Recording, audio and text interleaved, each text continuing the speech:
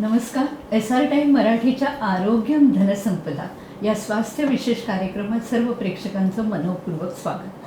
आज आम्ही भेट घेत आहोत इंदौरचे सुप्रसिद्ध एंडोक्रायनॉलॉजिस्ट अर्थातच मधुमेह आणि हार्मोन रोग विशेषज्ञ डॉक्टर संदीप जुल्का यांच्याशी. डॉक्टर साहेबांशी आम्ही मधुमेह आणि हार्मोनमुळे होणारी ज्या समस्या आहेत त्यांचं कारण, त्यांची लक्षणं आणि त्यांचं निवारण या विषयावर बातचीत करणार आहोत. पण मी त्याआधी डॉक्टर संदीप जुल्का यांचं या बातचीतमध्ये स्वागत करते.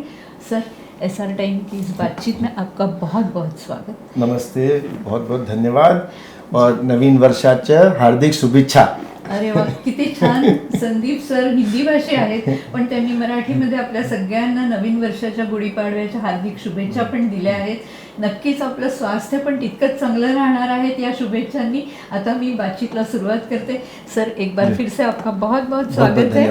और जैसा मैंने कहा कि हम स्वास्थ्य विशेष कार्यक्रम कर रहे हैं, और मैंने अभी कहा प्रेक्षकों से कि हम आज आपसे मधुमेह साथ साथ हार्मोन से संबंधित समस्याएं, इनके कारण, लक्षण और निवारण, इस तरह इस विषय पर बातचीत करने वाले हैं. क्या शुरुआत करेंगे सर, क्या कहेंगे इस पर? सबसे पहले तो हमारी जो भारतीय धरोहर या संस्कृति है उसमें हम बोलते हैं सर्वे भवन्तु सुखिनः, सर्वे सन्तु निरामय, सर्वे भद्राणि पश्यन्तु मा कश्चित् दुःख भाग् भवेत्. हम चाहते हैं सब स्वस्थ रहें. स्वस्थ रहने के लिए हमारे हार्मोन्स बहुत बहुत बहुत ज़रूरी हैं. पैदा होने से पहले हमारे शरीर में हार्मोन आने लग जाते हैं. जैसे एक उदाहरण के लिए, यदि माँ को थायराइड हार्मोन का विकार हो और बच्चे का, क्योंकि पहले 3 महीने जो गर्भ में बच्चा है उसका हार्मोन नहीं बनता, ग्रंथि नहीं बनती, तो बच्चा मंदबुद्धि हो सकता है. तो बचपन के पहले ही, पैदा होने से पहले हमारे शरीर में हार्मोन हमारे शरीर को डेवलप करने में मदद करते हैं. फिर लंबाई हार्मोन से निर्धारित होती है. बच्चा किशोरावस्था में घुसता है, बच्चा या बच्ची, वो हार्मोन से होती है. लंबाई उसकी उससे हार्मोन से होती है. बच्चियों में प्रेगनेंसी हो नहीं हो वो हार्मोन से होती है. कुछ कॉमन विकार हैं, PCOS जिसको पॉलीसिस्टिक ओवरी सिंड्रोम बोलते हैं, वो हार्मोन से. तो हमारी सारी जिंदगी जो अस्थि भंगुरता, ऑस्टियोपोरोसिस, वो इससे है. डायबिटीज, थायराइड, तो बहुत बड़ा विषय है.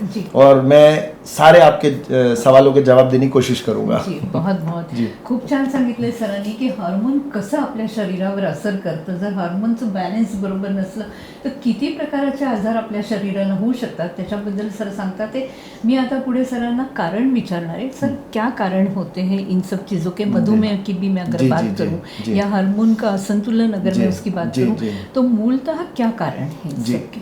देखिए, हमारे शरीर में, पूरे शरीर में कुछ ग्रंथियां हैं जिनको हम हार्मोनल ग्लैंड्स बोलते हैं, एंडोक्राइन ग्लैंड्स बोलते हैं. तो सबसे ज़्यादा जो कॉमनेस्ट बीमारी क्या है, एक है डायबिटीज़, एक है थायराइड. तो पहले डायबिटीज़ पकड़ते हैं. तो 90% जो डायबिटीज़ है वो है टाइप 2 डायबिटीज़, जो थोड़े बड़े उम्र में होती है. उसके मुख्य कारण है वंशानुगत, मतलब जेनेटिक. फिर हमारा खाना पीना, रहन सहन, तो वो इन्वायरमेंटल आ गया. जैसे पिछले 20-25 सालों में जो हमने देखा, जब हमारी सन 2000 में ट्रेनिंग चल रही थी DM की, तब से लेके अभी तक हमने देखा बच्चों में डायबिटीज़ बढ़ रही है, वो भी टाइप 2. क्यों? क्योंकि हमारा रहन सहन, खाना पीना ऐसा है. तो उसके डिटेल्स में हम बाद में चले जाएंगे. तो ये एक होता है जेनेटिक, होता है इन्वायरमेंटल.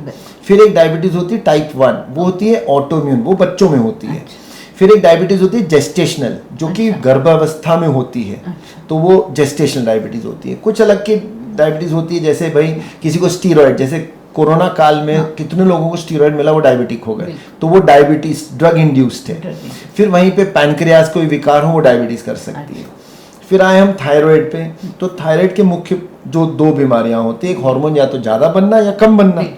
कम बनने के लिए अधिकतर जो कारण है वो है ऑटो इम्यून, एंटीबॉडीज होती हैं. प्लेन्स में, हमारे इलाके में जो भी होगा वो ऑटो इम्यून है. पहाड़ी इलाकों में आयोडीन डेफिशिएंसी होगा, जिनको घेंगा ज़्यादा रहता है. हार्मोन ज़्यादा बनना वो फिर ऑटो इम्यूनिटी के कारण होता है. तो मुख्य ये हो गया.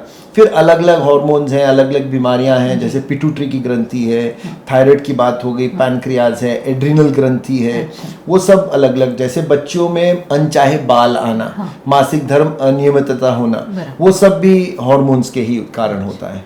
जी. तो हार्मोन्स का जो असंतुलन है, जिसकी वजह से ये तमाम चीज़ें, ये बीमारियां होती हैं, इसमें महिलाओं में ज़्यादा होने की संभावना होती है या पुरुषों में और महिलाओं में कॉमनली होता है या महिलाओं में ज़्यादा होने की संभावना? जितनी भी ऑटो इम्यून कंडीशंस होते हैं, ऑटो इम्यून मतलब जो हमारे शरीर की ऑटो इम्यूनिटी है वो हमारे शरीर के ग्रंथि को तोड़ती हैं। जी। कैसे? जैसे थायराइड हो गया, जैसे SLE करके एक बीमारी होती है, ये सब महिलाओं में ज़्यादा पाई जाती हैं। डायबिटीज़ मोटे तौर पे बराबर मान के चलेंगे। तो कुछ बीमारियां ऐसी हैं जो महिलाओं में ज़्यादा ही पाई जाएंगी और कुछ बीमारियां ऐसी जो कि बराबर अनुपात पे मिलती हैं। और उसके कुछ कारण भी हैं कि महिलाओं में क्यों ज़्यादा मिलती है ऑटो इम्यूनिटी, बट अधिकतर ये देखा गया है। सर, कुछ कारण आप बता सकेंगे महिलाओं में ज़्यादा थायराइड के असंतुलन की क्या वजह है? यस, तो महिलाओं में सारी ऑटो इम्यून प्रॉब्लम्स ज़्यादा होती हैं, चाहे वो गठिया हो, चाहे वो थायराइड हो, और कुछ जैसी बीमारियां हमने बोला SLE है, जॉगरेन सिंड्रोम है, ये सब हार्मोन की जितनी भी प्रॉब्लम्स हैं वो जेनेटिकली प्रीडिस्पोज्ड है इसके लिए। तो हमको जैसे मान लो हमने स्क्रीनिंग स्ट्रेटजीज, भाई अब सबको तो हमने थायराइड चेक करेंगे नहीं क्योंकि वो बहुत बड़ा इकोनॉमिक बर्डन हो जाता है, तो हमने बोला हर महिला का थायराइड टेस्ट होना चाहिए, या हर महिला जो गर्भावस्था प्लान कर रही है तो उसका थायराइड टेस्ट होना चाहिए ताकि होने वाले बच्चे में मानसिक कोई तकलीफ ना हो, मेंटल रिटार्डेशन नहीं हो। तो हमको स्क्रीनिंग स्ट्रेटजीज बनाने में हेल्प होती है। डायबिटीज तो सबको स्क्रीन करना है क्योंकि सबको होएगी उसमें। हाँ, मतलब अब तो कम उम्र में बच्चों से लेकर बड़ों तक तो है ही डायबिटीज, देखने में आती ही है। जहाँ तक हम डायबिटीज की या थायराइड की बात करें तो ये दोनों बीमारियाँ, मतलब थायराइड से ये होने वाली तमाम बीमारियाँ, क्या ये लाइफस्टाइल का पार्ट है या इनको हम लाइफस्टाइल डिसीजेस भी कह सकते हैं? जी, जिसको गैर संचारी बीमारियां बोलते हैं, जैसे उसमें आ गई डायबिटीज आ गई, उच्च रक्तचाप आ गया, इसमें स्ट्रोक आ गया, हृदयघात आ गया, ये सब गैर संचारी बीमारियां हैं। लाइफस्टाइल इन सब में बहुत मेजर रोल प्ले करता है। फिर जो थायराइड है, जैसे कोई रेडियो एक्टिविटी से एक्सपोज हो गया, जैसे कुछ डॉक्टर्स हैं जो उनको ऑपरेशन थिएटर में सियाम लगता है, वो रेडियो एक्टिविटी नहीं, वो उसके कारण होता है, तो वो थायराइड काम करना कम हो जाता है। हमने कोरोना काल में देखा कई लोगों को जिनको कोविड हुआ उनके बाद थायराइड के केसेस बढ़ गए, तो वो ऑटो इम्यूनिटी ट्रिगर हो जाती है। तो ये सब लाइफस्टाइल नहीं बोलेंगे, मगर हाँ उसके कारण हो सकते हैं, इन्वायरमेंट के कारण। तो आजकल हम पढ़ते भी हैं, व्हाट्सएप यूनिवर्सिटी पे भी खूब कोई आता है कि एंडोक्राइन डिसरप्टर्स होते हैं कुछ। ऐसा देखा गया कि समय के साथ साथ बच्चियों में प्यूबर्टी जल्दी होने लग गई। क्यों होने लग गई? भाई बच्चों का वजन ज़्यादा है या कुछ विकार ज़्यादा होने लग गए लोगों में, तो हो सकता है फर्टिलाइजर्स के कारण हो सकता है हम जो प्लास्टिक का इस्तेमाल करते हैं, माइक्रो पार्टिकल्स ब्लड में जाते हैं, तो इनको बोलते हैं एंडोक्राइन डिसरप्टर्स। तो कुछ ना कुछ तो है एनवायरनमेंट में जो एंडोक्राइन प्रॉब्लम्स बढ़ रही हैं। जैसा आपने कहा एनवायरनमेंट में कुछ ना कुछ तो है, उसी के लिए हम कई बार कहते हैं, जो हमारे खाद्य का विशेषज्ञ होते हैं, न्यूट्रिशनिस्ट भी होते हैं, उनका भी कहना होता है कि प्लांट से आई हुई चीज़ें खाइए, प्लांट से आई हुई मत खाइए। जो प्लांट में बन रही है उसके बजाय जो प्लांट से आ रही है, नेचुरल नैसर्गिक जो चीज़ें हैं उनका खान पान यदि करते हैं तो इन बीमारियों से बचा जा सकता है। जहाँ तक मैंने लाइफस्टाइल की बात की, तो मधुमेह कहूँ या थायराइड का असंतुलन कहूँ, लाइफस्टाइल में कई लोग एक्सरसाइज नहीं करना या स्ट्रेस बहुत ज़्यादा लेना या इरेग्युलर खाना पीना, और इंडियन डाइट की अगर मैं बात करूँ तो वो बहुत संतुलित है हर प्रदेश के हिसाब से, हर जगह के हिसाब से, लेकिन फास्ट फूड और ये तमाम चीज़ें, इसलिए मैंने उसको लाइफस्टाइल से जोड़ा कि ये कितनी जिम्मेदार रिस्पॉन्सिबल होती है। देखिए, पहले हम बात करते हैं एक्सरसाइज की। तो मैं जब भी ऐसे लेक्चर देने जाता हूँ तो मैं बोलता हूँ, दुख में कसरत सब करे, सुख में करे ना कोई, जो सुख में कसरत करे तो दुख काहे को है। क्या बात है। तो जितनी ये एक मैजिक पिल है कसरत, आप सोचो कसरत कर भर लेने से आपको अस्थि भंग होता, ऑस्टियोपोरोसिस नहीं होता, बुढ़ापे में हड्डी नहीं टूटती, फॉल्स कम हो जाते हैं, सार्कोपीनिया बहुत बड़ी बीमारी होती है जब हमारी मांसपेशियां ढीली पड़ जाती हैं। तो इसलिए हर उम्र में कुछ ना कुछ कसरत करनी जरूरी है। तो अब चाहे वो बच्चा हो 5 साल के बाद उसको कुछ ना कुछ गेम्स में डालना है, कुछ स्ट्रक्चर्ड एक्टिविटी हो, फिर और बड़ा बच्चा होगा उसके लिए ज़रूरी है। हमारी बच्चियां आजकल देखा है कि उनका वेट बढ़ जाता है तो उनको पॉलीसिस्टिक ओवरी सिंड्रोम होता है, फिर उनकी मैरिज होती है उनको जेस्टेशनल डायबिटीज़ होता है, फिर उनके आने वाले, अगर एक माँ को प्रेगनेंसी में डायबिटीज़ है तो आप उसके बच्चे को डिलीवरी के बाद चांसेस बढ़ जाते हैं जब वो बड़ा होता है उस डायबिटीज़ होने का। तो आप सोचो, जैसे हमने कहानी सुनी है ना महाभारत में कि चक्रव्यूह अभिमन्यु ने क्यों नहीं तोड़ पाया था, क्योंकि वो सो गया था जब वो बता रहे, श्री कृष्ण सुना रहे थे। तो वो सही बात है, उसको बोलते हैं fetal origins of adult disorder, कि बच्चा जब गर्भ में तब भी प्रोग्रामिंग हो जाती है उसकी कि उसको आगे क्या बीमारी आनी है। इसलिए हमको बच्चों से ही शुरू करना है, healthy diet, healthy exercise, stress की बात करें तो फिर बोलता हूं कि चिंता ऐसी डाकनी काटी करेजा खाए, वैद्य बेचारा क्या करे, कहां तक दवा खिलाए।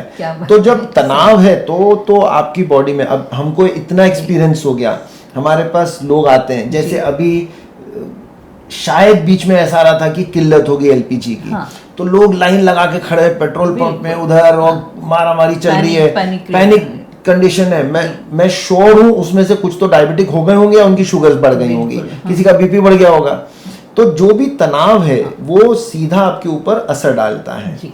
फिर हमारे डाइट में आपने बिल्कुल अच्छा बोला कि हमारी जो भारतीय डाइट बहुत संतुलित है।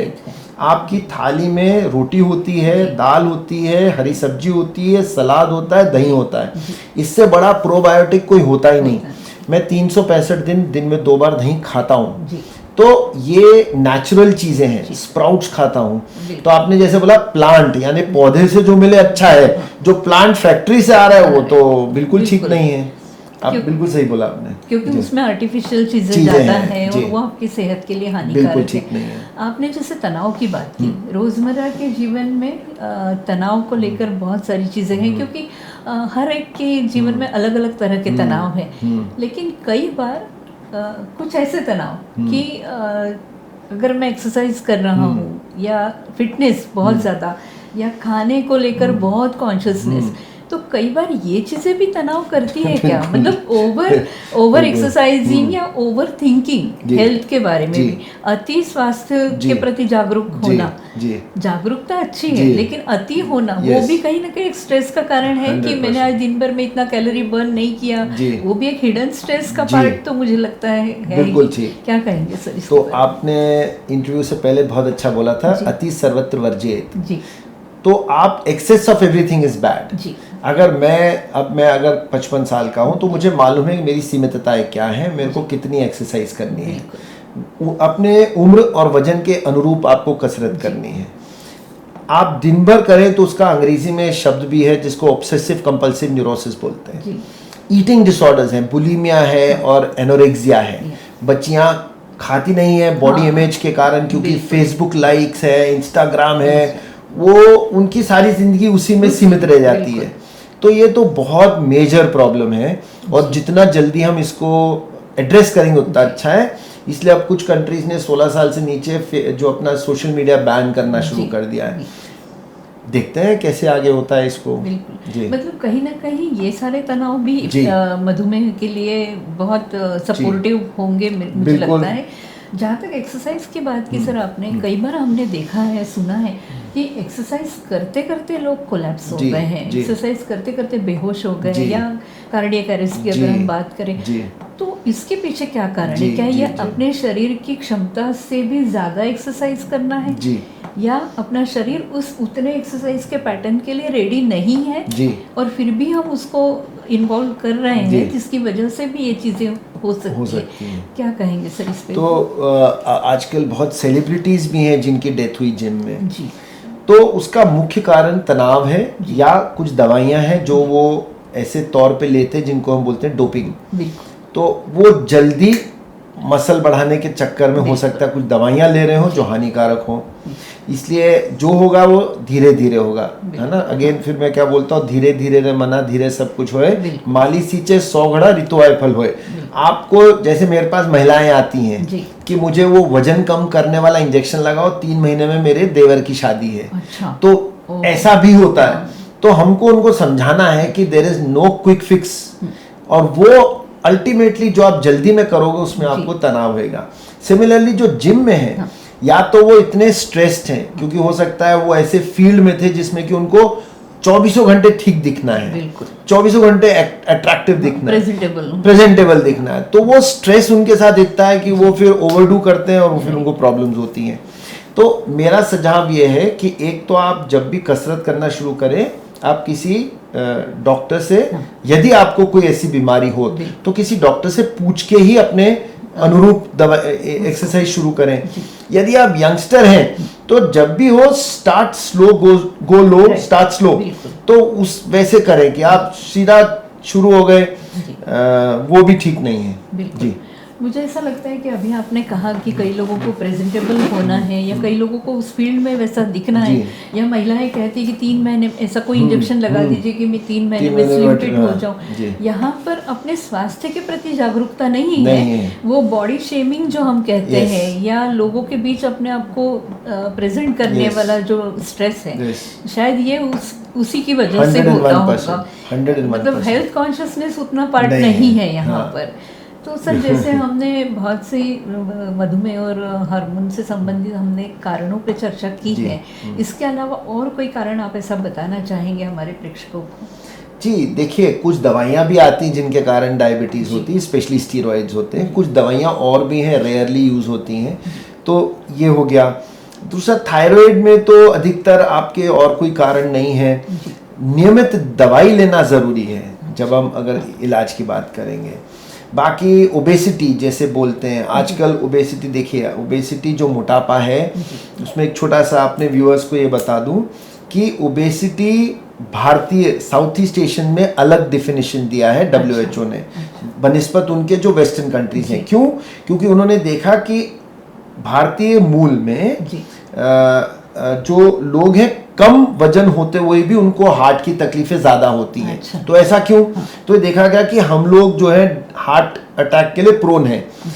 हिंदुस्तान जो भी हम इधर रहते हैं, 10 साल पहले उनको डायबिटीज होती है, 10 साल पहले हार्ट अटैक होता है। हाँ। तो वो सब हमारी जीन्स के कारण है।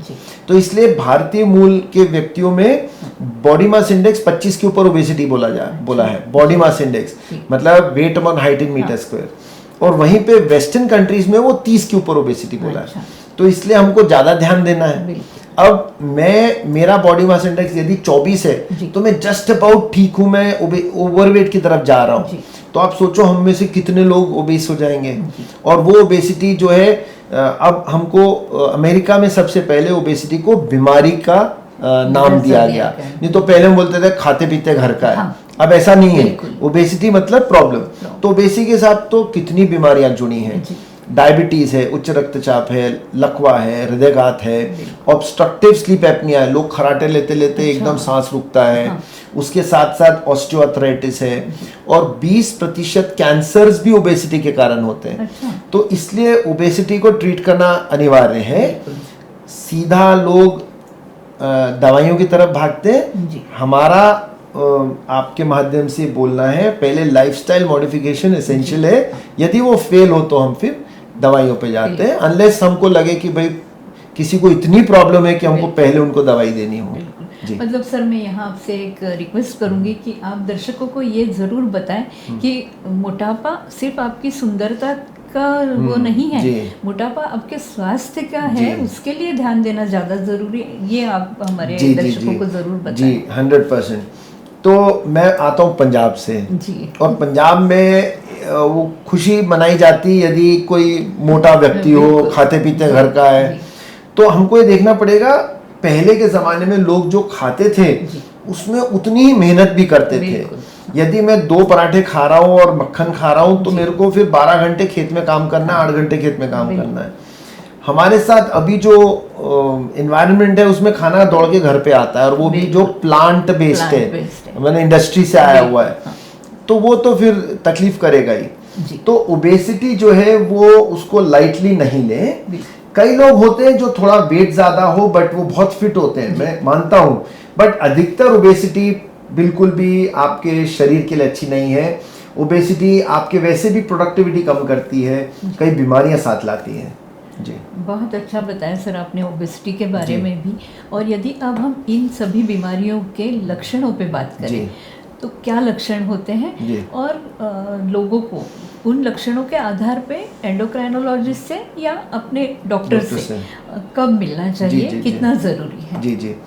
तो एक एक अगर हम ऐसे बीमारी लेते हैं जो ज़्यादा कॉमन से नीचे, जी। तो डायबिटीज़। सो डायबिटीज़ के लक्षण आएंगे, जैसे एक तो ये होगा कि कोई घाव है और वो भर नहीं रहा हो, जी। रात को पेशाब बार बार जाना पड़ रहा हो, अच्छा। भाई पहले तो मैं एक बार उठता था 4 बार उठ रहा हूँ, धुंधला दिखाई दे रहा हो, अच्छा। यदि शक्कर बहुत ज़्यादा होती है तो बहुत धुंधला दिखाई देता है, अत्यधिक वजन कम होते जा रहा हो, जी। तो ये सब लक्षण हो गए डायबिटीज़ के। यही लक्षण बच्चों में भी हो सकते हैं, जी। क्योंकि हमने देखा कि टाइप 2 डायबिटीज़ यंग एडोलेसेंट्स में हो रही है। बच्चे मोटे होंगे, गर्दन के पीछे अपने बच्चों को जरूर देखें, गर्दन के पीछे ऐसा काला पिगमेंटेशन होता है, उसको बोलते हैं अकैंथोसिस नाइग्रिकेंस। अच्छा। ये है तो मान के चलो आपको कोई टेस्ट की जरूरत नहीं, बच्चे को 1 घंटा एक्सरसाइज करनी है और आगे जाके उसको डायबिटीज होने के चांसेस कई गुना ज्यादा है, 10 गुना ज्यादा होंगे। तो बच्चे के गर्दन में अगर ब्लैक पिगमेंटेशन है तो मान के चलो उसको एक ट्यूशन कम करो। मेरे पास बच्चे आते हैं, वो सुबह 7:30 बजे स्कूल जाते हैं, 3 बजे घर आते हैं, 5 बजे ट्यूशन जाते हैं, 8 बजे घर आते हैं, आके सो गए। हाँ। तो ऐसे तो लाइफस्टाइल में फिर डायबिटीज बढ़ेगी ही, लाइफस्टाइल डिसऑर्डर बढ़ेंगे। तो मैं उनको सलाह देता हूँ एक ट्यूशन कम करो, बच्चे को मार्क्स कम आए मगर जिंदगी में वो अपने सारे गोल्स अचीव कर लेगा। तो डायबिटीज के लक्षण हो गए। बचा थायराइड। थायराइड के लक्षण होंगे 2 प्रकार के। एक होता है जिसमें कि हार्मोन ज्यादा बन रहा है, जिसमें कि धड़कन बढ़ेगी, हाथ कांपेंगे, वजन कम होगा, भूख लगेगी मगर वजन कम होता जाएगा, और आंखें ऐसा लगेगी जैसे घूर के देख रहे हो, गर्मी बहुत ज्यादा लगेगी। एक लक्षण होता है जिसमें कि हार्मोन जिसमें कम बनता है, उसमें वजन बढ़ेगा, बाल झड़ेंगे, कब्जियत होगी, ड्राइनेस होएगी। तो ये ज्यादा कॉमन है, हाइपोथायराइडिज्म ज्यादा कॉमन है। या इनफर्टिलिटी, जैसे आप कंसीव नहीं कर पा रहा, कपल है वो हो ही नहीं पा रहा है, ठीक है। एक लक्षण, एक बीमारी बहुत कॉमन है, बीमारी नहीं बोलेंगे, अवस्था है, उसको बोलते हैं पोस्ट मेनोपॉजल हॉट फ्लैशेस। रजोनवरत महिला को हॉट फ्लैशेस होते हैं और वो कई बार इतने सीवियर होते हैं कि उनको लगता है कि मेरे को तो बहुत बड़ी बीमारी हो गई। तो उसके लक्षण कैसे होंगे? किचन में गए, पसीना पसीना छूट गया, बाहर आए पसीना छूट गया, उसके साथ साथ आता है चिड़चिड़ापन, क्योंकि एकदम ईस्ट्रोजन कम होता है। तो वो बहुत कॉमन है। तो सभी पतियों से मेरा निवेदन है कि वो आप उस समय धैर्य रखें, ये नेचुरल प्रोसेस है। डॉक्टर से मिले, हम कई दवाइयां देते हैं जिसमें कि वो ठीक हो जाती हैं। तो इसको बोलते हैं हॉट फ्लैशेस। फिर आए पॉलीसिस्टिक ओवरी सिंड्रोम, बच्चियों में बहुत कॉमन है। बच्ची का वेट ज्यादा होगा, अधिकतर काला पिगमेंटेशन होगा, मासिक धर्म अनियमित होगा, जैसे 2-2, 3-3 महीने में मेंसेस आएंगे, अनचाहे बाल आएंगे चेहरे पे, छाती पे, पेट पे, मुहासे आएंगे, ये पीसीओएस है। बाकी फिर और थोड़ी रेयर है कंडीशंस। बिल्कुल जी। जब हम ये सर चीज़ों पर बात कर रहे हैं, मुझे फिर से याद आया कि थायराइड की हम बात कर रहे थे। थायराइड कितने प्रकार का, जैसे हाइपो और हाइपर, ये बहुत कॉमन है। इन दोनों का क्या फर्क है, जैसा आपने बताया अभी, उसको थोड़ा सा और डिटेल जी। देखिए, थायराइड जो ग्रंथि है वो गर्दन में होती है, तितली नुमा है। हमारा अंगूठा है उसके आखिरी जो ये टर्मिनल फैलिंग्स से ज़्यादा बड़ा नहीं होता है। हार्मोन कम बनना जो ज़्यादा कॉमन है, उसमें थायराइड ग्रंथि हार्मोन बनाना कम कर देती है। तो उसको दिमाग से ऑर्डर जाता है टीएसएच के रूप में, भाई तू बना।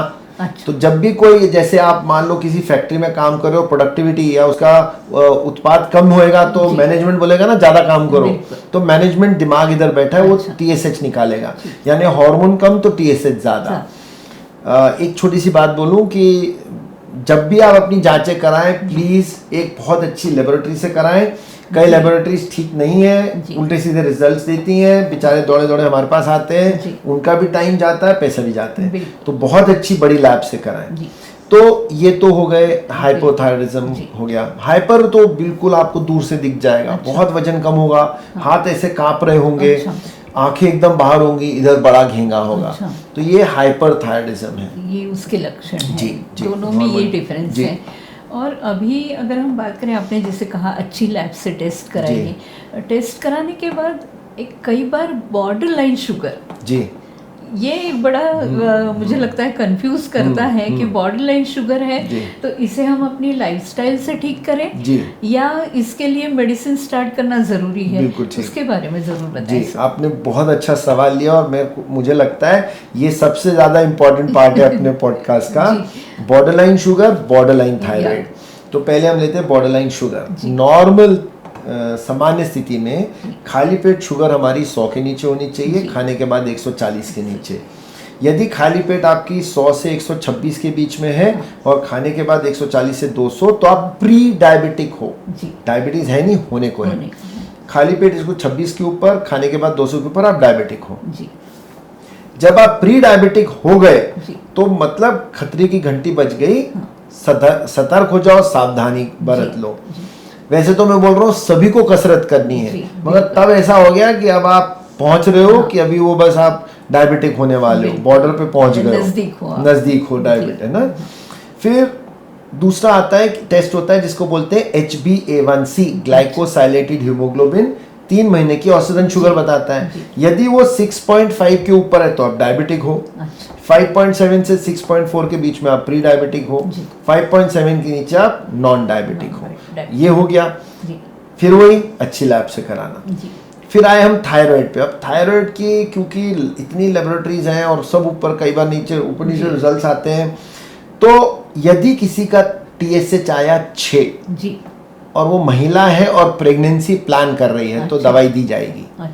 यदि किसी का TSH आया 6 और वो महिला है और वो रजोनिवृत्त है और प्रेगनेंसी प्लान नहीं कर रही तो जरूरी नहीं कि हम दवाई दें। हम एक टेस्ट है जिसको बोलते हैं थायराइड पेरोक्सिडेज एंटीबॉडीज करवाएंगे, गर्दन पे देखेंगे घेंगा तो नहीं है, फिर डिसीजन लेंगे दवाई देने का। इसलिए हम जल्दी में डिसीजन नहीं लेते हैं। बाकी तो हाइपरथायरिज्म तो ठीक है, वो TSH सप्रेस्ड होएगा। तो 2-3 चीजें ध्यान रखना है कि आप टेस्ट कराओ, अच्छी जगह से कराओ। अगर उसमें कुछ गड़बड़ी आए तो प्लीज आप जाके किसी डॉक्टर से मिलो। व्हाट्सएप यूनिवर्सिटी पे मत विश्वास करो। अभी बीच में हमारे पास एक घूमते घूमते आता है कि साहब ये तो डॉक्टरों और कंपनियों द्वारा बनाया गया कि शुगर जो है 100 के ऊपर तो क्यों नॉर्मल होती है, हमारी तो 200 नॉर्मल है। ऐसा बिल्कुल नहीं है। तो मैं समझाता हूं उनको कि भाई शुगर तो 90 के नीचे होनी चाहिए खाली पेट, वो तो फिर भी 100 बोल रहे हैं, क्योंकि उसके बाद से रेटिनोपैथी धीरे धीरे डेवलप होने लग जाती है। यदि आपकी शुगर 100 के ऊपर रही कई साल तो आपको आंख में धब्बे पे धब्बा आना शुरू हो जाएगा। तो आप उधर विश्वास मत करो।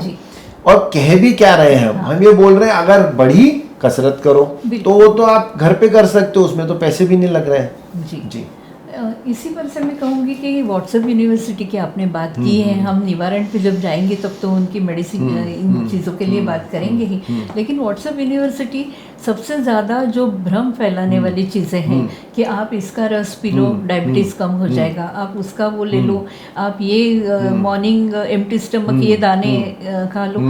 सर ये चीज़ें कितना मतलब ये अच्छा करने के बजाय ये चीजें और खराब करती है क्या, या इन चीजों से किस तरह बाहर आया जा सकता है?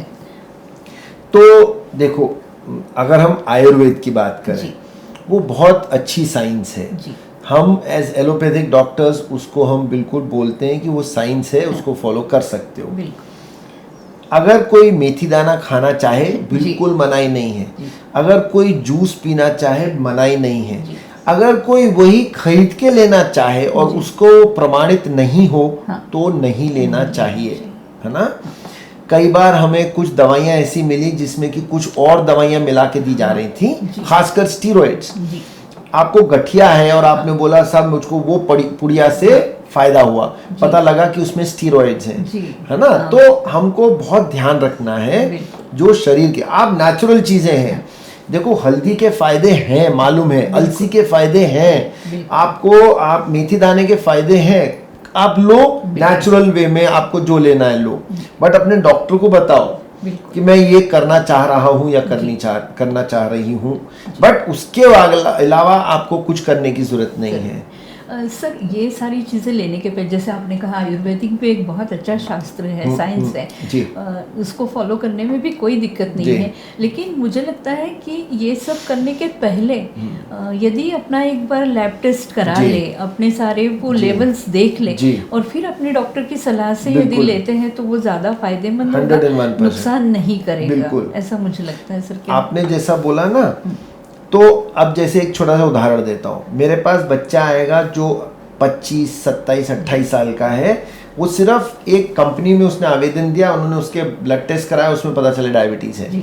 तो 50% डायबिटिक्स को पता है नहीं कि उनको डायबिटीज़ है, वो दबे पाँव आने वाली बीमारी है जी। जैसे अस्थिभंगुरता। जी।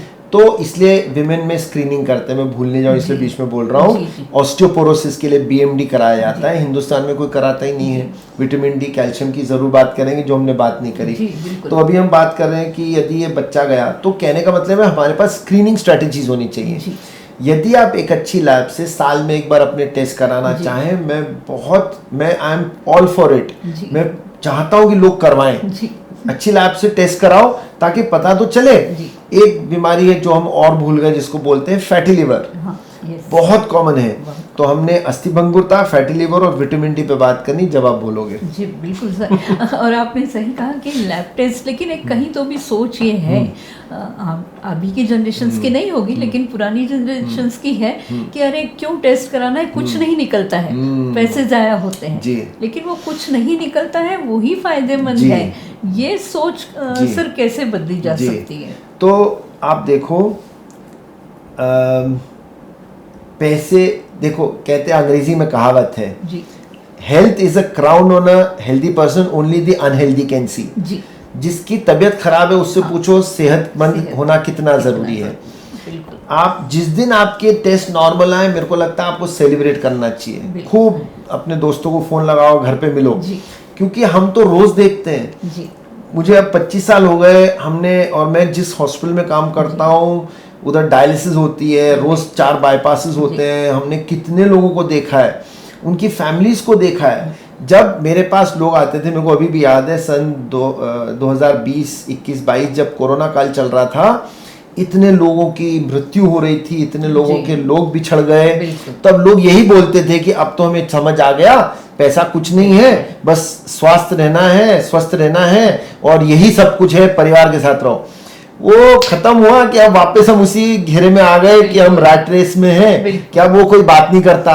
और बल्कि आज ही मुझे मेरा पुराना वीडियो मिला, क्योंकि उस समय क्या हो रहा था, हम 4 हॉस्पिटल्स की डायबिटीज मैनेज करते थे। बहुत मुश्किल समय था, हम लोग कितना लोगों को मरते हुए देखते थे। तो कहने का मतलब है, लोग जो है भूल जल्दी जाते हैं, है ना। समय कहते हैं बलवान है, बट आप लोगों को ये भूलना नहीं है कि सेहत कितनी जरूरी है। आपका टेस्ट नॉर्मल आए तो ये आपको सेलिब्रेट करना चाहिए, बनिस्पत ये सोचती कि पैसा जाया गया। क्योंकि एक बार तकलीफ आई तो आपका तो यंगस्टर्स हैं आजकल, तो हम 30, 35, 40 पे देख रहे हैं कार्डियक प्रॉब्लम्स हो रही हैं, सारी जिंदगी है। और मैं समझाता हूँ जो भी मेरे पास आता है कि आप अपने लिए नहीं, अपने परिवार के लिए भी कर रहे हो। आज का एग्जाम्पल देता हूँ, बच्ची है 32 साल की, वो प्रेगनेंसी में डायबिटीज हुई, उसके बाद ठीक हुई, और उसने फिर ध्यान नहीं दिया, 10-15 किलो बच गया, 350 शुगर के साथ आई। अब उसका बच्चा है कोई 8-9 महीने का। तो अब मैंने उसको समझाने के लिए ये बोला कि आप यदि चाहते हो आपकी जो बेटी है, इसके लिए जब ये बड़ी होगी, ये अपने जॉब में जाएगी, तो आप चाहोगे इसको सेटल करना, तो आपको स्वस्थ होना जरूरी है। जब इसकी शादी करोगे तो इसका जो प्रोस्पेक्टिव ग्रूम है, वर है, उसको देखना चाहोगे तो आंखें होना जरूरी है, ठीक, नहीं तो डायबिटीज तो आपको रेटिनोपैथी करेगी। जब आप ऐसे समझाओगे तो लोगों को समझ आता है कि डायबिटीज इतनी खतरनाक है। मैं बोलता हूँ डायबिटीज एक आतंकवादी है जो अंदर बैठा है, कंट्रोल कर लोगे तो ठीक, नहीं तो वो धीरे धीरे अंदर ही अंदर कुछ ना कुछ साइलेंट किलर जिसको हम कह सकते हैं। इसीलिए सर मैंने शुरुआत में ये कहा मराठी में कि आरोग्यम धन संपदा, हेल्थ इज वेल्थ, जिसको हम कह सकते हैं 100%। जहाँ तक हमने थायराइड की और मधुमेह की बात की, शारीरिक मतलब शरीर के ऊपर उसका प्रभाव और उसके दुष्परिणाम, मानसिक स्वास्थ्य को लेकर कितना असर करता है सर? तो बहुत, तो उसको एक टर्म है, उसको बोलते हैं डायबिटीज डिस्ट्रेस। अब आप यहाँ से शुरू करो कि एक जॉइंट फैमिली है और उसमें 4 बच्चे हैं, उसमें से एक को डायबिटीज है और दूसरे को नहीं है, तो वो एक बच्चा वो सब नहीं कर पाएगा जो बाकी 3 कर रहे हैं। बर्थडे पार्टी में वो सब नहीं खा पाएगा जो बाकी कर रहे हैं। दूसरे बच्चे जिस तरह जीवन जीना चाहते हैं उसको थोड़ी सी सीमितताएं रहेंगी। वहाँ हम लोगों का रोल आता है कि आपको सही डॉक्टर मिला जो आपको आपके शरीर, आपके जो स्वास्थ्य में भागीदारी लेता है, खासकर बच्चों की डायबिटीज में, तो वहाँ से तनाव शुरू हो जाता है, तो वो एड्रेस करना जरूरी है। फिर डायबिटीज अपने आप में ही, चाहे थायराइड भी हो, वो मानसिक तनाव तो देता ही है ना। आपको मालूम है कि आपको कोई दवाई रेगुलरली खानी है, हमसे ही नहीं खाई जाती कई बार, तो वो सब लेके मेंटल स्ट्रेस आता है। उसको दूर करने के लिए आपके पास ऐसा डॉक्टर होना चाहिए जो आपको गाइड करे, और तभी जो है ना, और एक चीज होती है जिसको बोलते हैं प्लेसिबो इफेक्ट। मेरा ऐसा मानना है, और हमारे कई डॉक्टर्स हैं जो कि बहुत अच्छे से प्रैक्टिस करते हैं। 2 डॉक्टरों ने एक जैसी दवाई दी, एक ने थोड़ा लंबे समय तक बात की, हाथ पकड़ा, कंधे पे हाथ रख के बोला, तो दवाई ज्यादा लगेगी बनस्पत उसके कि जिसने वही दवाई लिखी शायद उससे अच्छी लिखी और उसने लिख के उसको बाहर निकाला। अच्छा, तो एवरीथिंग वर्क्स बिकॉज जो आपकी जो वे कम्युनिकेशन है, आप कैसे समझा रहे हो कि भाई तेरे को दवाई खाना जरूरी है, बेटे तू दवाई खाएगा तो तू आईआईटी क्लियर कर पाएगा या नीट क्लियर कर पाएगा, आपके चांसेस बढ़ जाएंगे, आपकी प्रोडक्टिविटी बढ़ेगी, तो फिर बच्चा समझेगा नहीं ये मेरे फायदे की चीज है। तो मेंटल हेल्थ जो है वो तो बहुत इंपॉर्टेंट है इसके साथ। मतलब मुझे ऐसा लगता है कि जब मरीज डॉक्टर के पास आता है तो वो अपनी बीमारी को लेकर तो आता ही है, लेकिन वो डॉक्टर से कहीं ना कहीं ये अपेक्षा करता है कि डॉक्टर उससे एक पर्सनल टच से बात करे, और वो शायद मुझे लगता है हीलिंग का भी एक बहुत बड़ा पार्ट है, वेरी इंपॉर्टेंट पार्ट, कि डॉक्टर का रिएक्शन एक्शन पेशेंट की हेल्थ पे भी बहुत असर करता है, बहुत ज्यादा असर करता है, मोटिवेट करने के लिए या उस दर्द को कम करने में डॉक्टर का व्यवहार भी बहुत इफेक्टिव होता है, मुझे लगता है बहुत होता है। बिल्कुल। और अगर सर हमने कारणों पे बात की है, लक्षण पे बात की है, ये विषय बहुत विस्तृत है, बहुत लंबी बातचीत भी हो सकती है, हम थोड़ा और ज्यादा समेटने की कोशिश कर रहे हैं। अब हम अगर निवारण की तरफ जाते हैं तो उसमें दवाइयाँ और सेहतमंद खाना, एक्सरसाइज, क्या निवारण पे आप कैसे बताएंगे? जी, तो हम बेसिक से शुरू करते हैं। डाइट, एक्सरसाइज सबको करना है। कोई महिला अगर घर में झाड़ू पोछा कर रही है, कपड़े धो रही है, तो वो भी फिजिकल एक्टिविटी है। आप बागबानी कर रहे हो, वो भी फिजिकल एक्टिविटी है। वही एक्सरसाइज हम स्ट्रक्चर्ड वे में कर रहे हैं तो उसको एक्सरसाइज बोल देते हैं। फिजिकल एक्टिविटी स्ट्रक्चर्ड है तो एक्सरसाइज बोलते हैं। तो ये सबको ही करनी है। मैं अपनी बेटी को बस स्टॉप छोड़ने जाता हूँ तो वहां मैं स्किपिंग करता हूँ। अगर 10 मिनट 15 मिनट, तो आज सुबह मैंने बस स्टॉप छोड़ने गया, 350-400 स्किपिंग हो गई, पुशअप सिटअप्स हो गए, तो मेरी एक्सरसाइज हो गई। वैसे ही आपको समय निकालना पड़ेगा लोगों को। अगर आप अपनी गाड़ी दूर पार्क करते हैं, वॉकिंग जाएंगे ऑफिस, अच्छा है। आप लिफ्ट नहीं लेंगे, एस्केलेटर नहीं लेंगे, स्टेयर से लेंगे, तो वो अच्छा है। तो एक्सरसाइज, डाइट हमारी बात हुई कि हिंदुस्तानी खाना बहुत अच्छा है। कुछ चीजें कम ज्यादा कर सकते हो, कुछ फल कम ज्यादा खा सकते हो, वो हमको फॉलो करना है। फिर आई बहुत जरूरी कैल्शियम, विटामिन डी। तो हर व्यक्ति को कैल्शियम और विटामिन डी लेना है। विटामिन डी जो है वो उसकी टॉक्सिसिटी हो सकती है, कभी भी इंजेक्शन ना लगवाएं। उसी सूरत में विटामिन डी का इंजेक्शन लगता है जब पाचन क्रिया या आंतों में या तो कट गई हो, तो पाचन मतलब वो अब्सॉर्ब नहीं होगा, तो आपको इंजेक्शन लगाना है, नहीं तो नहीं लगाना है। लोग विटामिन डी खाते रहते हैं सब। I am taking that 60,000 every week for few months, that is no role, because जब तक आप विटामिन डी के साथ कैल्शियम नहीं जोड़ोगे, जिसको हड्डी पे जुड़ना है वो कैल्शियम है। विटामिन डी तो वो ट्रॉली है जो उसके ऊपर बैठ के वो जा रहा है। तो आप कैल्शियम खाओगे नहीं तो विटामिन डी खाओगे तो कोई मतलब नहीं है। विटामिन डी की टॉक्सिसिटी होती है। विटामिन डी का लेवल 30 नैनोग्राम ml के आसपास रखना है। अपनी रिपोर्ट पढ़ लो, उससे ज्यादा मत जाओ। सबको विटामिन डी कैल्शियम लेना है, बच्चों से लेके हम लोगों को। क्यों लेना है साहब? किसने बोला? हम तो धूप में रहते हैं, धूप से बन जाता है। नहीं बनता है। जो हमारी जो हम बोलते हैं ना कि ओजोन है, ओजोन लेयर है, हमारा जो इंसिडेंट एंगल ऑफ सन इतना है कि हमको कम से कम आधा घंटा, जब थोड़ी सी रेड स्किन हो गई तब जाके विटामिन डी बनेगा। हम में से कितने लोग हैं जो धूप में जाते हैं, नहीं जाते, ऊपर से सनस्क्रीन लगा लेते हैं। तो कैल्शियम विटामिन डी लेना है, एक गोली कोई भी कैल्शियम विटामिन डी की खाओ, वीकली वाला तभी खाओ जब विटामिन डी कम हो, डॉक्टर की सलाह पे खाओ। फिर आया हमने इलाज की डायबिटीज की। डायबिटीज में डाइट एक्सरसाइज इंपॉर्टेंट है। फिर तो हमारे पास 25 साल में इतनी अच्छी दवाइयां आ गई हैं डायबिटीज की कि हम हर व्यक्ति के अनुरूप दवाई दे सकते हैं कि भाई तुम्हारा शरीर ये है, तुम्हारी किडनी में ये है, हार्ट में ये है, मैं ये दवाई दूंगा तो तुम्हारी शुगर भी ठीक होगी, वेट भी कम होगा और तुम्हारे हार्ट अटैक और किडनी डैमेज का रिस्क बढ़। तो हमारे पास बहुत अच्छी दवाइयां आ गई हैं।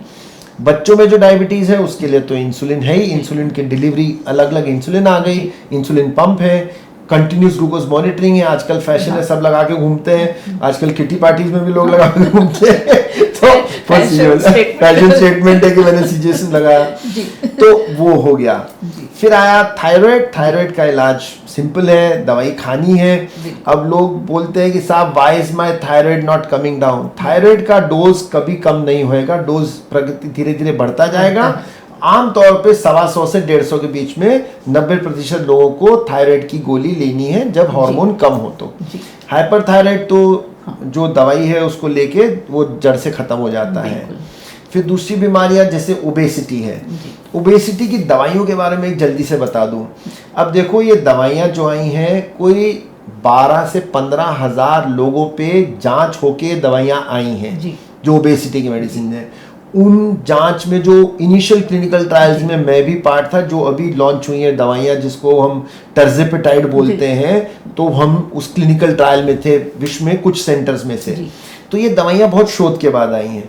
इन सब दवाइयों के साइड इफेक्ट होते हैं, वो साइड इफेक्ट जान के डॉक्टर से फिर ही दवाई शुरू करो, और इन दवाइयों का फायदा है।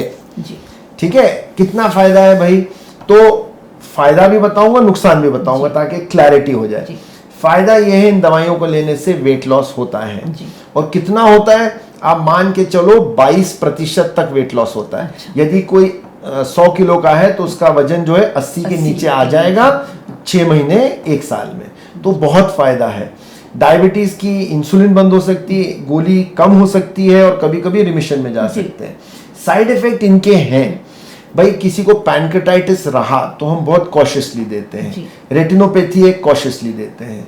इसके कारण नौशिया उल्टी जैसा लग सकता है, कभी कभी लूज मोशन हो सकते हैं। ये जब हम समझा के देते हैं, इसकी कॉस्ट बता के देते हैं, तो लोगों को समझ आता है और बहुत लोगों को फायदा भी हो रहा है।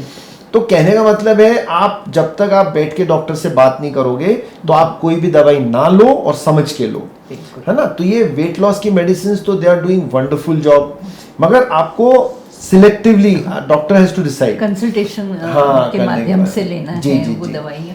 और सर मैं एक चीज़ और, जहाँ तक हमने डायबिटीज़ की इतनी बात की है और उसका सीधा संबंध मिठास से है। जिंदगी की मिठास चली जाती है डायबिटीज होने से, खाने की मिठास भी चली जाती है, और जितनी ये मिठास दूर होती है उतनी क्रेविंग ज्यादा होती है। तो कितनी मिठास को हमारे रोज के उसमें शामिल करना चाहिए, क्योंकि बहुत भ्रांतियां हैं कि इतनी शक्कर नहीं खाना है, राइस नहीं खाना है, ये नहीं करना है, और उसमें भ्रमित होते हैं लोग। तो कितनी शक्कर को, या बिल्कुल ही शक्कर न खाई जाए, आप क्या बताएंगे? तो देखिए, सॉल्ट शुगर, स्ट्रेस, स्मार्टफोन, ये सारे स से शुरू होते हैं। तो हाँ, आपको इनसे थोड़ा सा संभल के रहना है। स्ट्रेस, सभी ये सारी चीजें। अब शुगर कितनी खाई जाए? देखो, आपने फिर जैसे बोला था अति सर्वत्र वर्ज्य। यदि कोई व्यक्ति रोज कसरत करता है और 1 चम्मच दिन भर में चीनी खाता है, ठीक है, चलेगा। अगर आप हर खाने के बाद एक मिठाई का पीस खाना चाहेंगे, वो सही नहीं है। क्या कोई व्यक्ति शुगर टोटली कट कर दे तो वो सही है? 101% चाहिए, कुछ नहीं होगा। क्योंकि हम जो कार्बोहाइड्रेट ले रहे हैं वो कन्वर्ट शुगर में ही होएगा। जैसे मैंने रोटी खाई, तो रोटी खाने के बाद वो जो कार्ब्स हैं वो जाके शुगर में ही कन्वर्ट होंगे और हमारे शरीर को लगेगा। हमारे दिमाग के लिए ईंधन शुगर है, हमारे मांसपेशियों के लिए ईंधन शुगर है। शुगर जरूरी है, बट वहां जहां होना चाहिए उसको वहां रहना है, रक्त में नहीं। रक्त में कम रहना है। जी। तो इसलिए शुगर छोड़ना चाहो छोड़ दो, जी। कोई प्रॉब्लम नहीं, कोई तकलीफ नहीं आएगी। मगर अगर ले रहे हो तो इतनी लो कि जैसे आपने मान लो एक आध बार आपने 1 चम्मच चीनी ले ली, उसके बाद आप सोचते हो कि मैं फ्रूट्स ले लूंगा। जी। अब एक चीज और, जो ये जो आर्टिफिशियल स्वीटनर्स आते हैं हाँ। वो बहुत इंपॉर्टेंट जी। है, मैं साथ साथ बता देता हूँ। जी। तो आर्टिफिशियल स्वीटनर्स सेफ नहीं है, ये तो पक्की बात है। बिल्कुल। बट हम लोग भी कभी कभी जैसे कोई डाइट कोक पी लेता है जी। या कोई ऐसी ड्रिंक लेता है Soft जिसमें कि drink हाँ या सॉफ्ट उसमें ड्रिंक sugar, लेता है। हाँ। सॉफ्ट ड्रिंक तो वैसे किसी को भी नहीं पीना, नहीं पीना चाहिए। वो जहर है। फ्रूट जूसेस भी ठीक नहीं है, जी। फ्रूट पूरा खाओगे पल्प के साथ तो बेहतर है। बिल्कुल। तो ये देखा गया कि वो भी सही नहीं है। तो स्टीविया कुछ हद तक बेहतर है क्योंकि जी। वो प्लांट से आया प्लांट से है, आया। प्रॉपरली जी, पौधे बिल्कुल। से आया है, तो वो ले सकते हैं। जी। बाकी तो आई थिंक जितना आप अपने डॉक्टर से डिस्कस करोगे उतना अच्छा उतना है। बहुत जी। बहुत सारी चीज़ें हैं जो इस जी। सबको समाहित करती जी। है। जी। एक आखिरी सवाल ये करूँगी जी। सर कि इन सब लाइफस्टाइल हो गई, एक्सरसाइज हो गई, ये तमाम चीज़ें हैं जिनसे हम डायबिटीज़ से और थायराइड मतलब बैलेंस गड़बड़ से बच सकते हैं। मानसिक शांति की अगर मैं बात करूँ, क्योंकि हर जगह कहीं ना कहीं कंपटीशन, उसको मैं मानवीय स्वभाव में लूँगी कि ईर्ष्या है, जलन है, वो आगे क्यों, मैं पीछे क्यों, ये तमाम चीज़ें भी कहीं ना कहीं मुझे लगता है मधुमेह के लिए बहुत जिम्मेदार होगी। बिल्कुल। और इनको किस तरह से अपने से दूर जी। करना चाहिए। जी। यदि आपको स्वस्थ रहना है जी। तो सिर्फ खान पान या एक्सरसाइज नहीं, हाँ। इन चीज़ों से भी बचना है, जी। तो फिर आप जी। फिट रह सकते हैं। क्या जी, जी, कहेंगे जी। सर? अब जो कंपटीशन होता है, जी। अब डॉक्टर से ज़्यादा कंपटीशन कौन समझेगा? बिल्कुल। क्योंकि आप सोचो कि 1990 से हम एग्ज़ाम देना शुरू किए और 2004 में मेरा आखिरी एग्ज़ाम ख़त्म जी। हुआ है।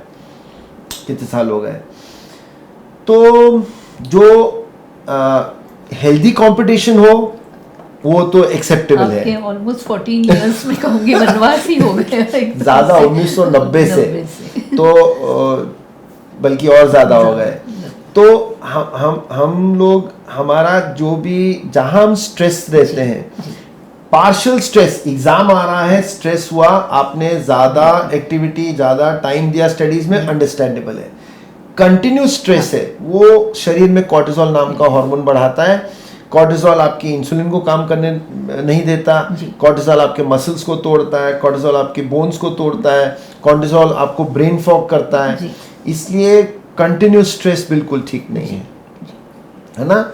तो चंद्रशेखर आज़ाद साहब, सोचो वो जो अपने क्रांतिकारी थे, उनकी कोटेशन है कि success is the fight between you and yourself, don't see others achieving your goals.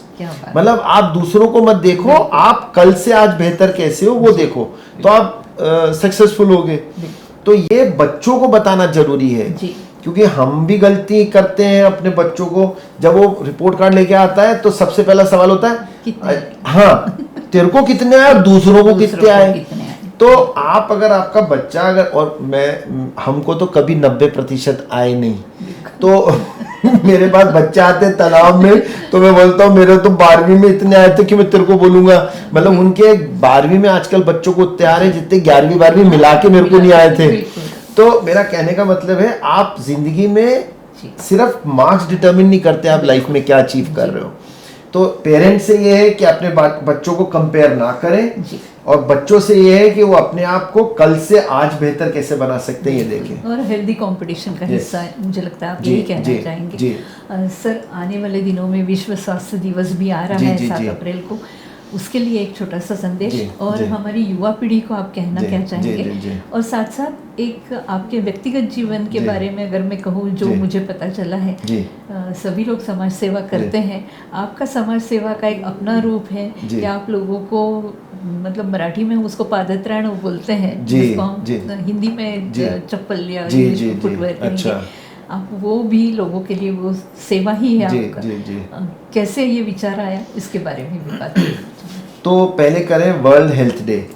तो जो हेल्थ डेफिनेशन है, हेल्थ बोलते हैं मेंटल, फिजिकल, स्पिरिचुअल हेल्थ। आप देखो, जिसने भी डिफाइन किया WHO ने, मेंटल हेल्थ है उसके बारे में बात की, फिजिकल हेल्थ करी, स्पिरिचुअल हेल्थ। तो स्पिरिचुअल हेल्थ में मैं दोहे बोलता हूँ जी। तो कस्तूरी कुंडल बसे मृग ढूंढे वन माही, ऐसे घट घट राम है दुनिया देखे नहीं। वाह। अब वो राम को आप बुद्ध भी कर सकते हो, महावीर भी कर सकते हो, अल्लाह भी कर सकते हो, जी। गुरु नानक भी कर सकते हो। तो सब हमारे अंदर है, खुशी हमारे अंदर है, दुख हमारे अंदर है, स्वास्थ्य हमारे अंदर है। आप किसको अट्रैक्ट करते हो वो आप बन जाओगे। बिल्कुल। मतलब मेरा जीवन वैसे ही है कि मैं जो सोचता हूँ वो होता है मेरे साथ। तो पहला तो ये है कि हेल्थ बहुत इंपॉर्टेंट है, बट वो मेंटल, फिजिकल, स्पिरिचुअल है। जी। फिर इस बार का जो वर्ल्ड हेल्थ का है कि टुगेदर वी कैन ऐसा अचीव, प्लस साइंस का उन्होंने बोला कि साइंस के साथ चलो। तो ठीक है, साइंस तो हमको कई सालों से पता है, और भारतवर्ष को तो साइंस के बारे में जितना पता है शायद किसी को भी पता नहीं, क्योंकि हम विश्व गुरु रहे हैं। महर्षि अत्रेय थे, महर्षि चरक के गुरु।